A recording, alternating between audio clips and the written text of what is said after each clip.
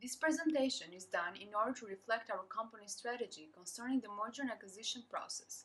We have established different research committees in order to carry out different tasks of the due diligence process.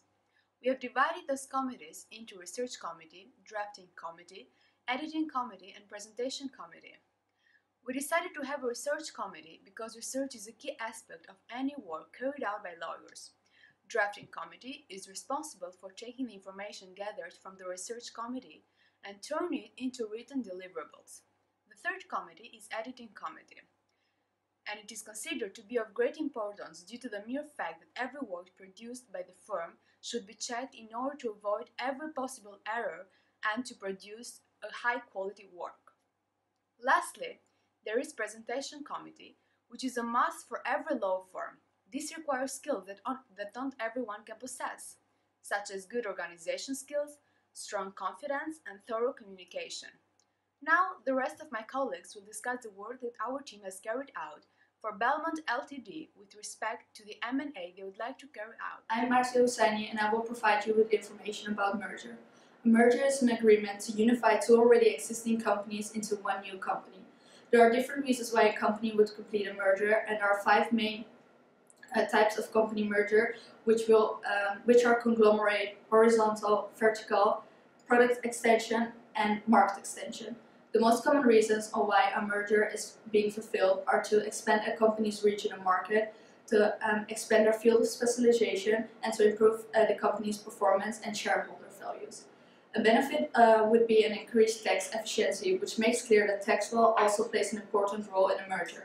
The big difference between a merger and acquisition is that a merger is based on mutual consent between the two companies which are going to be combined together.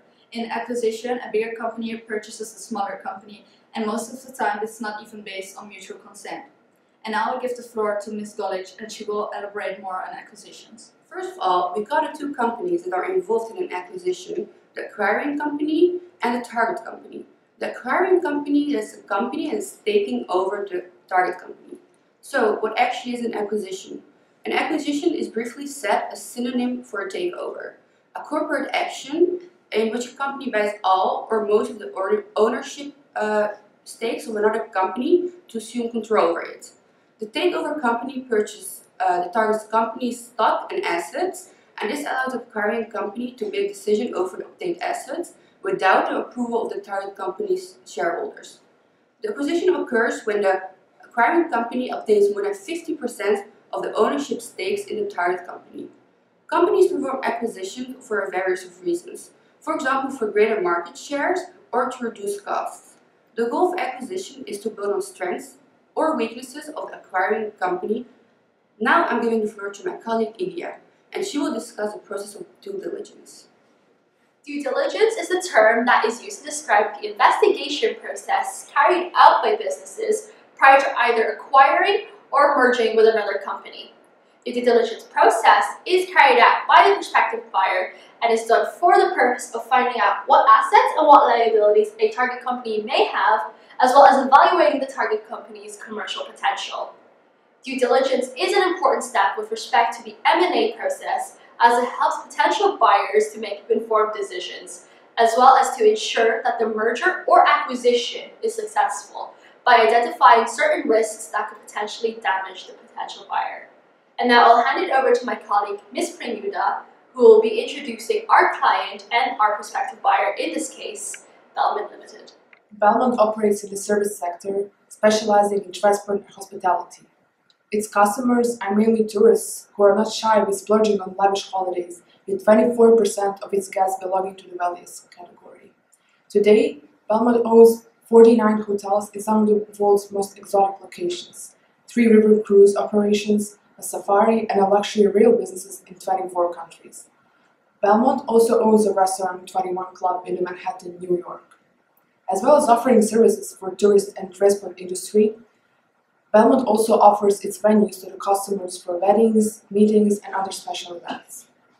To promote their company, Belmont uses a wide variety of distribution channels and marketing strategies. Details on these can be found in the second memorandum which we have provided. Now, Mrs. Brooks is going to introduce you to the Max Holding BV company. One of the other companies that's relevant in this particular situation is Max Holding BV. It is an investment company and a private limited company. It was set up by Mr. Max Slibbe and it is located in Amsterdam.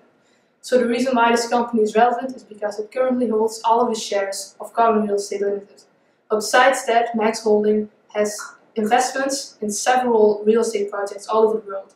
For example, in Hungary, Germany, and the United Kingdom. So the principal field of interest of Max Holding is in real estate. That gives it a lot of specialized knowledge and expertise in this particular field. And also, its international character is a great asset of the company. The value of Max Holding BV is currently estimated to be somewhere between 89 million euros and 120 million euros. So now my colleague, Ms. Almalki, will discuss Carmen Real Estate. Carmen Real Estate Limited offers luxury housing, office space industry and hospitality space. Currently, the shares of the company are held by Max Holding Limited, a Dutch investment company based in Amsterdam, as my colleague Ms. Brookles has told you. Both Carmen Real Estate and Belmont focus on wealthy clients.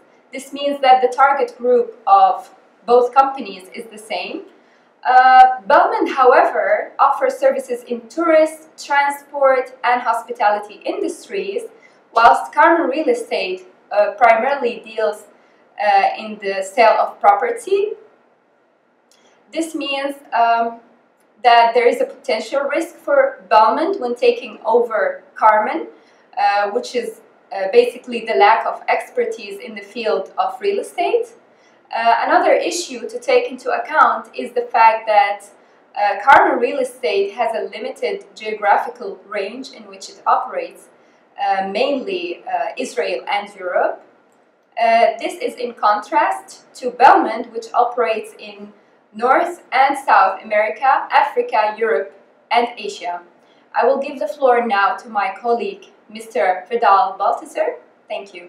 To justify why Lit Associates chose the specific jurisdictions listed in this report, it comes to geographical positioning of the company, as it is well aware that the companies concerned are scattered around specific locations in the globe. America, countries in the European Union, Bahamas, and Israel. We decided to look at the legislation put into place in these jurisdictions.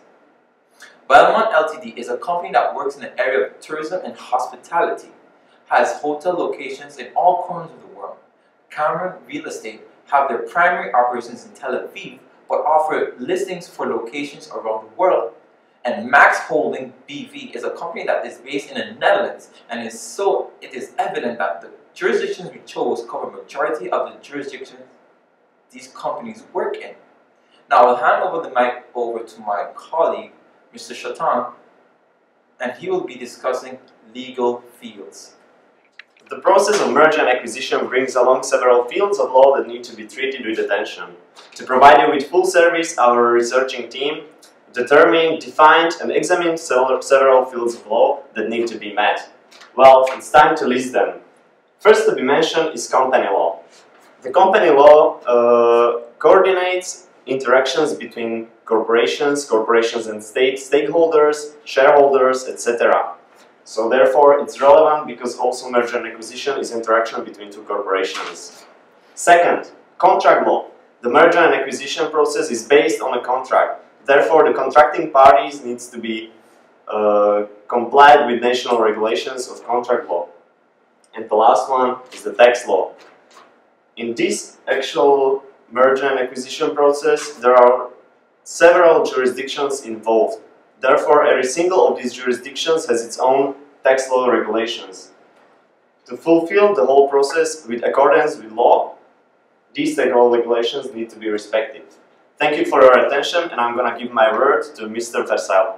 Next up, we'll be discussing property and intellectual property law.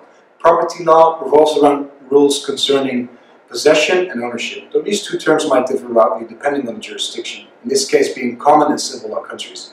Intellectual property law refers to rules governing the securement and enforcement of legal rights in relation to the creation of the minds, meaning patents, copyrights, trademarks, but also intellectual and artistic works. If you have any further questions concerning these items, we can provide you with a legal paper with relevant legal sources. We'd like to thank you for listening to our presentation. We hope that you've enjoyed it and found it useful. If you have any further questions, please do not hesitate to ask. We would love to provide answers. And thank you for your time.